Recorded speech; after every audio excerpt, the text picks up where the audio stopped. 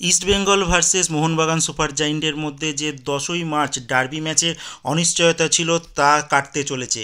কিভাবে সব কাটছে, কি ডিটেল আছে, যাবতীয় তথ্য আমি এই ভিডিওতে তোমাদের সঙ্গে শেয়ার করব। তার আগে প্রতিদিনের মতো বলবো, খেলার আপডেট ভিডিও পাওয়ার জন্য আমাদের চ্যানেলটিকে সাবস্ক্রাইব করতে একদম ভুলো না। তো চলো শুরু করছি আজকের প্রথম খবরটি বলবো, আই লিগের চ্যাম্পিয়নশিপের দৌড়ে অনেকটাই এগিয়ে গেল বাংলার মোহামেডান স্পোর্টিং ক্লাব। তো বলে রাখি, 2 দিন আগে তারা মুখোমুখি হয়েছিল গোকুলাম কেরালার সঙ্গে, গোকুলামের মাটিতে, যেখানে মোহামেডান স্পোর্টিং 3-2 গোলে গোকুলাম কেরালাকে হারিয়ে দেয়। অন্য একটি ম্যাচে শ্রীনিধি ডেকান তারা কিন্তু রিয়াল কাশ্মীরের কাছে 3-2 গোলে হেরে যায়, যার জন্য এখন পয়েন্ট টেবিলের যে সিনারিও দাঁড়িয়েছে সেখানে মোহামেডান স্পোর্টিং 1 নম্বর স্থানে রয়েছে। তারা 17 ম্যাচে 38 পয়েন্ট নিয়ে 1 নম্বর স্থানে রয়েছে। 2 নম্বর স্থানে রয়েছে রিয়াল কাশ্মীর, তারা 17 ম্যাচে 33 পয়েন্ট নিয়ে রয়েছে। 3 নম্বরে আছে শ্রীনিধি ডেকান এফসি, যারা 17 ম্যাচে তাদেরও 33 পয়েন্ট। এবার বলে রাখি, মোহামেডান স্পোর্টিং আর দ্বিতীয় আর তৃতীয় স্থানে যে দলের তাদের সঙ্গে কিন্তু পয়েন্টের পার্থক্য এখন 5 পয়েন্টের, প্রায় অনেকটাই পার্থক্য তৈরি হতে শুরু করেছে। আর মোহামেডান স্পোর্টিং যেই ফর্মে রয়েছে, তো আশা করাই যায় তারা এবছর প্রথমবারের মতো আই লিগ চ্যাম্পিয়ন হবে। আর নেক্সট ইয়ার আইএসএলে আমরা হয়তো বাংলা থেকে আরেকখানা ক্লাবকেও দেখতে পারবো। তো এবার আমি বলবো তোমাদের সন্তোষ ট্রফির কথা। সন্তোষ ট্রফির কোয়ার্টার ফাইনাল গতকালকে 2টো ম্যাচ হয়ে গেছে, যেখানে সার্ভিসেস টিম তারা 2-0 গোলে রেলকে হারিয়ে দিয়েছে, আর গোয়া টিম দিল্লিকে 2-1 গোলে হারিয়ে দিয়েছে। তারা যথারীতি সেমিফাইনালে পৌঁছে গেছে।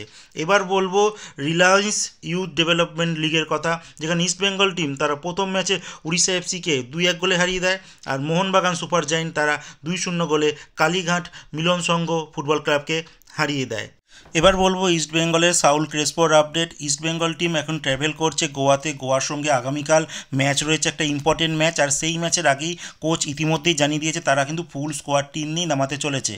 আর সাউল ক্রেসপোর কথাও কোচ বলে দিয়েছে তিনি এখন ফুলি ফিট আছেন। তো আশা করা হচ্ছে কালকের ম্যাচ থেকে, মানে প্রথম 11 থেকেই হয়তো আমরা সাউল ক্রেসপোর সার্ভিস পেতে চলেছি। আর সাউল ক্রেসপো থাকা মানে ইস্ট বেঙ্গল কিন্তু মাঝমাঠ অনেকটাই সাবলীল হয়ে যাবে। আশা রাখবো ইস্ট বেঙ্গল টিম এই ম্যাচ থেকে 3টি পয়েন্ট নিয়ে যেন এগোতে পারে পরের রাউন্ডে যাওয়ার দিকে।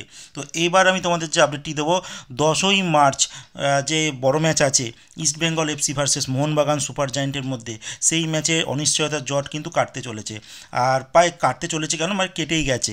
তো জানোই বাংলার শাসক দলের একটা কর্মসূচি রয়েছে 10 তারিখে, যার জন্য পুলিশ নিরাপত্তা দিতে পারবে না বলে জানিয়ে দিয়েছিল।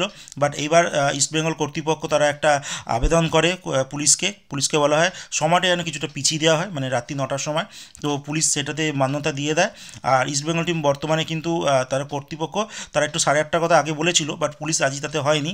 বাট 9টা থেকে তাদের ম্যাচ কিন্তু শুরু করার জন্য পুলিশ পারমিশন দেয়। একটা প্রশ্ন থেকেই যায়, জানো, সল্টলেক স্টেডিয়ামের জায়গা থেকে যারা মফস্বল থেকে, মানে কলকাতা সংলগ্ন যে এরিয়াগুলো থেকে যায় খেলা দেখতে যায়, তারা বাড়ি ফেরার জন্য যে ট্রান্সপোর্ট দরকার হয়, তো সেইটা কিন্তু তারা রাত্রি 11টার পর পাবে না। তো সেই দিকে কিন্তু একটা চিন্তার বিষয় আছে, সরকার কর্তৃপক্ষ কেমনভাবে সেই ব্যবস্থা করে সেটা দেখার।